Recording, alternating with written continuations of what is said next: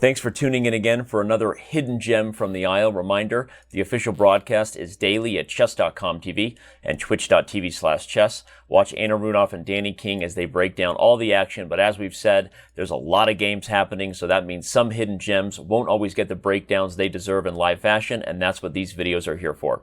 Now, perhaps a game that had more people talking than any other was the upset that occurred against the world number 4 Viswanathan Anand by Evgeny Nair of Russia.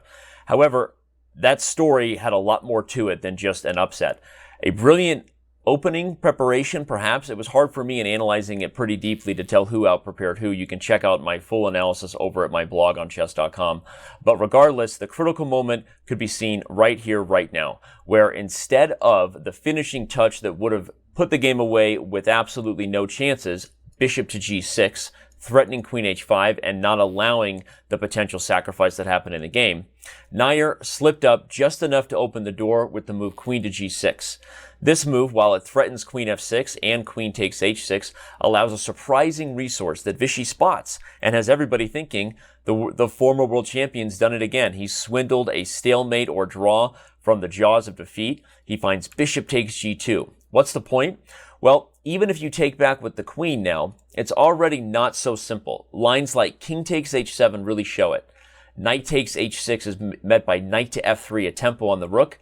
The knight is still hanging. It's a crazy position. And one line I wanted to show just so you could see how weird the position is. Rook to c1 that threatens rook takes c7 can even be met by rook to d8 because the move rook takes c7 has nothing more than a draw. White would have to settle on things like queen h3 check and eventually a perpetual because queen to g7 would have actually turned the tables where black's king marches forward into the fray and ultimately finds a win because he's up a piece.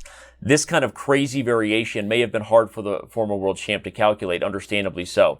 However, it was the fact that black didn't even have to worry about that. White played king takes g2, a horrible blunder, a move that gives the draw if Vishy can find it. Unfortunately, one question mark is responded by a double question mark move queen to d5. He misses white's chance to bring the king forward to h3, where after the move queen d3 check, king h4, black is actually completely out of checks. The only move left would be something like queen to c4, and on king h5, you're losing because of the mating net.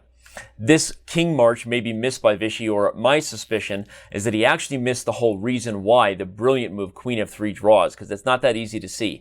Queen f3, king g1, it's a subtle retreat that saves the day. Queen to f4, just backing up the queen to one square, even allowing things like queen to f6 check, where white actually has nothing better than a perpetual. Another line to show after the move queen f4 is after queen takes h6, you have this crazy move, knight f3 check, and knight takes e1, allowing your queen to be captured because in the end you have a fork on d3 and you win the bishop back on h7.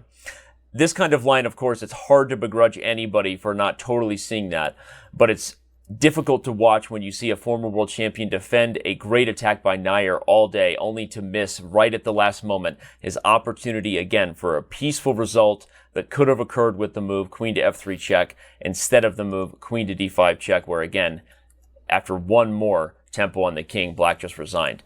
So this game really set the tone for what a Grand Swiss is all about, which is upsets galore, opportunities for guys that are super strong in the 2650, 2700 range to get their shots at the 2800 club, as they say. The guys like Anand and Caruana and Carlsen. So this is the first top 5 upset, of potentially many more to come from the aisle. We're not going to miss any here on the Missed on the Aisle videos. Reminder again, check out the official coverage daily at Chess.com TV and Twitch.tv/chess. And of course, as if you need a refresher, what's on the line? Nothing but a spot in the biggest event in 2020 before the World Championship match itself. That's the 2020 candidates. Thanks again for tuning in to another Missed on the Aisle video segment. Give us a like, give us a share. Hope you enjoy the videos and check out the official broadcast. I will see you around on Chess.com.